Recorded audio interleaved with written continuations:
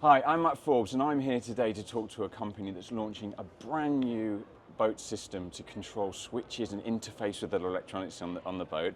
I'm here with Barry from Barantech. Good to see morning, you, Matt. Barry. Good to Morning, see Keith. you.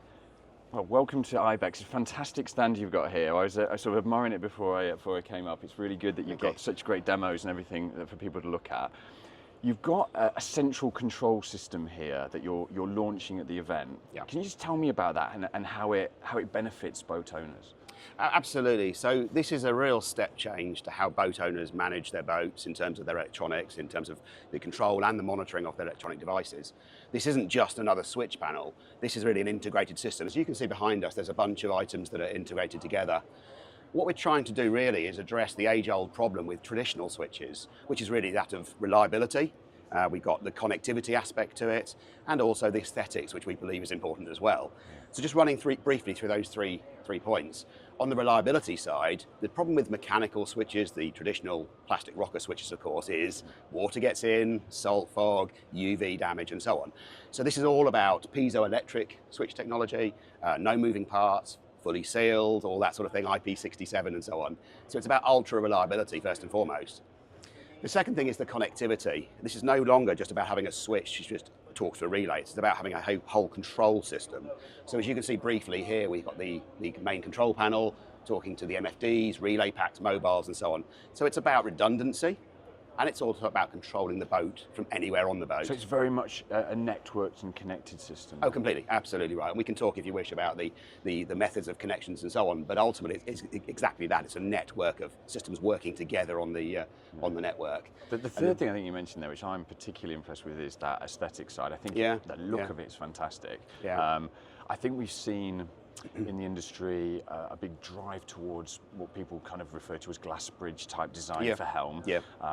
One or two screens, trying to simplify that, and obviously real estate on those helms is at a premium. Absolutely. And I guess that I would see these panels as being in the vein of that and having a very similar look and feel to as the MFD manufacturers have designed their units. Absolutely, we would agree fully. I mean, it's incredible. You know, as you know, you were at Cannes and Genoa, and I saw you there. And you go on these multi-dollar boats, which look amazing, and they're aspirational, and the aesthetics are astonishing.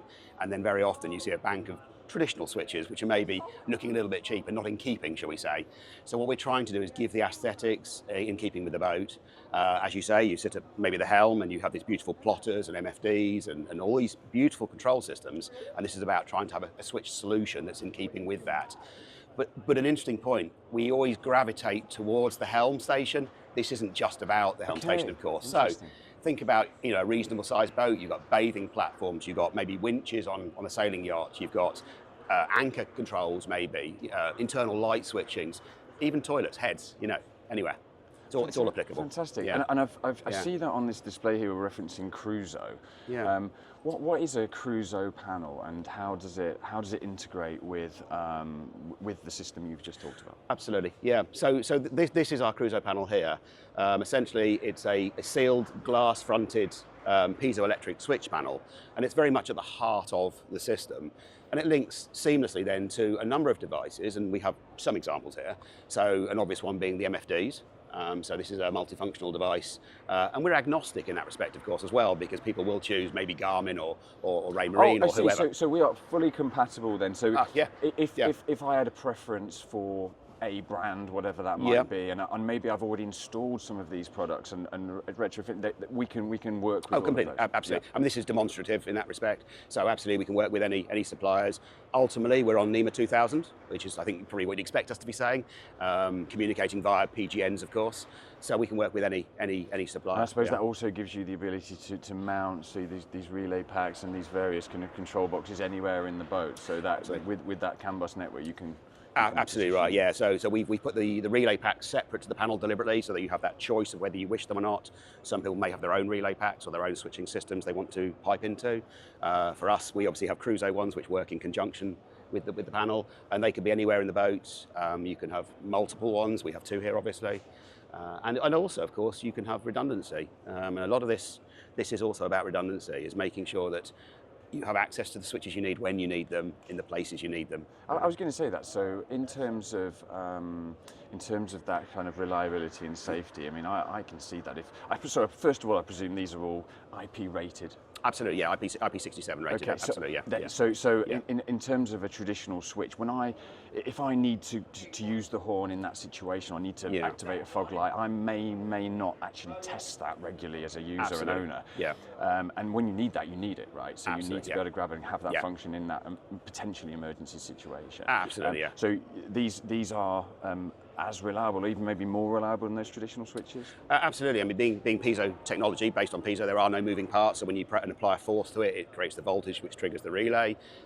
There are no moving parts. The switches are tested millions of times, fully sealed and so on. So from a reliability perspective, they don't suffer with the same issues. That but one of the issues, I guess, could be if it was colder country, wearing gloves, then is that an issue? No, actually, it's a very, very interesting question, actually. Oh, okay. A lot of people yesterday were asking about that. Sometimes there's an assumption these are capacitive or touch screen, like our iPhones, our smartphones. No, because each of these switches is a separate piezo switch, it just requires a bit of force on it to activate it. So wearing gloves, not a problem. Fully immersed, wet, not a problem. Ice, not a problem. So absolutely, yeah, completely versatile. Versatile for that, And I see, I'm pretty excited about it. I can see a lot of OEMs, boat builders, really wanting to have conversations around this because of that. Yeah. I think all of the tech behind is really interesting, but the look and feel for sure is really great, and I think people are looking for that. Thank you. How would, though, is this a fixed panel? Would an OEM be able to work with you to customize in some way, and so you can deliver what they need? Absolutely. I mean, the business has been trading 35 years. We've grown our business very much on creating totally bespoke solutions. So any customer asks us to build this thing, whatever it is, we build it, we test it, we prototype it, and so on. But this is really moving towards, as you say, the OEM market. The Cruzo panel is designed to be configurable.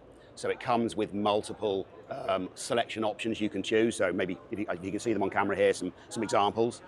Each customer can choose things like, for example, the number of switches, the orientation of the panel, whether they wish NEMA or not, whether they wish relay packs, even down to each individual switch, the function of the switch, whether it's latching on off or whether it's momentary or continuous, the backlight color, the active color, even a buzzer, text icon, everything. That's all customized by the user. Yeah. And I think the key thing we're saying there is that we as a manufacturing business have worked very hard to ensure that once those selections are made and the custom panel has been designed by the user, we can then turn it around in a really fast lead-in time. So within 45 days, we will get that panel out, which is kind of unheard of in manufacturing. The second thing is we're actually bypassing the engineering process. So you're not having to go through a painful and costly engineering process each time, so we can keep the cost down. But also the third point is that we can now do an individual panel for one company. So suddenly we're opening up the refit market and the after sales market, whereas before it was always minimum order quantities and so on. So OEMs with volume, yes. Also the after. I was going to ask you about that. So in terms of what you're doing here effectively is I suppose you're really wanting to engage with OEMs and engage with technical installers and make sure they're aware of effectively this step change in the technology. Absolutely, to make sure they're aware of it. I think the market for a long time has based itself on traditional switches, and there's an assumption that's just the status quo. We are here challenging that now, absolutely. And what's sort of next for the business then? Obviously you're taking the States very seriously, or you wouldn't be here for that. Are you targeting Europe as well? How are you kind of spending your time? Absolutely, yeah, this is a global proposition, so absolutely. So we're spending a lot of time in Europe as well, and as you know, I was at some of the shows in Europe recently, talking to a lot of the OEMs in Europe as well. As you say, we have an operation here in the US, so we're pushing the US as well.